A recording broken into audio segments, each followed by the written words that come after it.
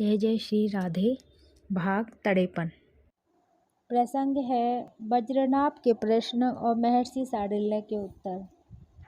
किंतु वियोगिनी श्री राधा रानी का दुख कम होने के स्थान पर और बढ़ता ही जा रहा था। कितनी बार तो व्याकुलता यहाँ तक बढ़ गई कि सखियों को लगने लगा कि अब तो श्री राधा के प्राण बचेंगे ही नहीं। पर उस समय सखियाँ एक ही काम करती, गुंजा की माला गले में डाल देती।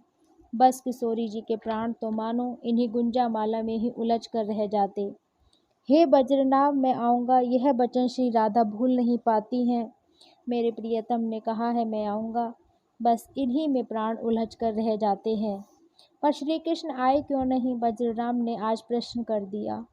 कुछ आक्रामक से दिखे वज्रनाभ। हे गुरुदेव, मुझे क्षमा करना, ऐसे दिव्य चरित्र को सुनते हुए प्रश्न करने नहीं चाहिए, प्रश्न उठने भी नहीं चाहिए। पर गुरुदेव, कुछ दिनों से ये प्रश्न मुझे बहुत परेशान कर रहा है। मैं क्या करूं? मुझे अब लगने लगा है कि ये तो अन्याय किया कृष्ण ने श्री राधा रानी के साथ। क्यों? उन्हें क्यों जाना था मथुरा? मेरा पहला प्रश्न वज्रनाभ को आज प्रश्न करना है। हे गुरुदेव, मेरा दूसरा प्रश्न, चलो कार्य था इसलिए गए, जैसे कंस को मारना था इसलिए गए, पर जाकर आ सकते थे ना, वापस वृंदावन क्यों नहीं आए? और मथुरा वृंदावन की दूरी कुछ ज़्यादा भी तो नहीं है?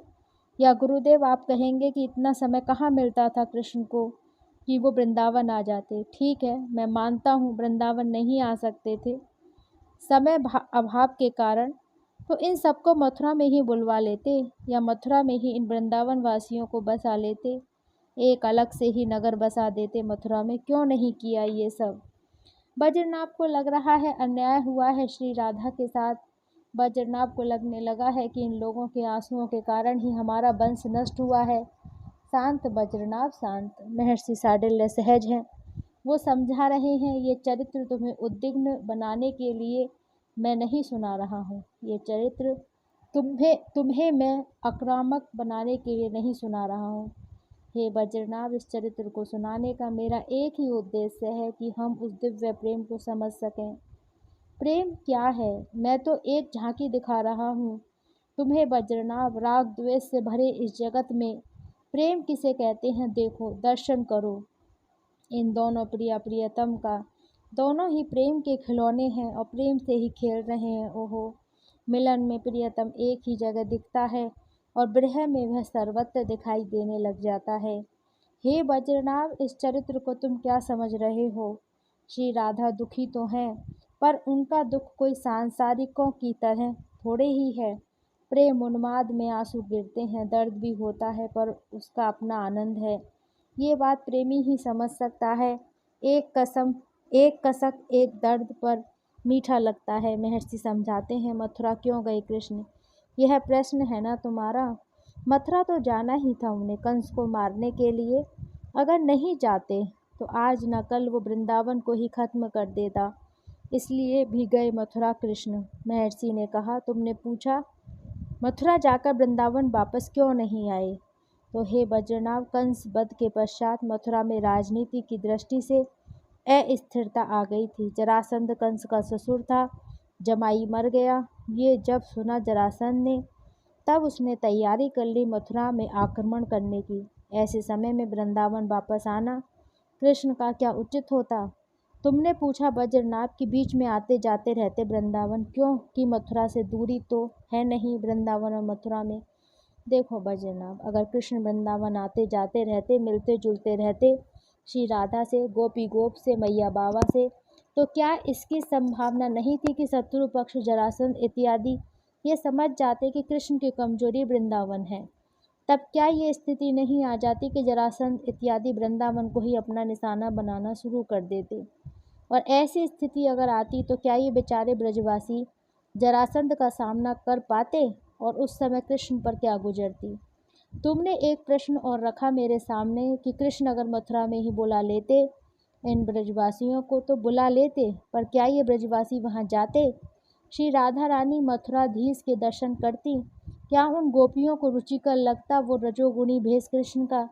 हंसे महर्षि शांडिल्य। हे वज्रनाभ, तुमने अंतिम प्रश्न किया कि मथुरा में ही बसा लेते इन वृंदावन वासियों को भी।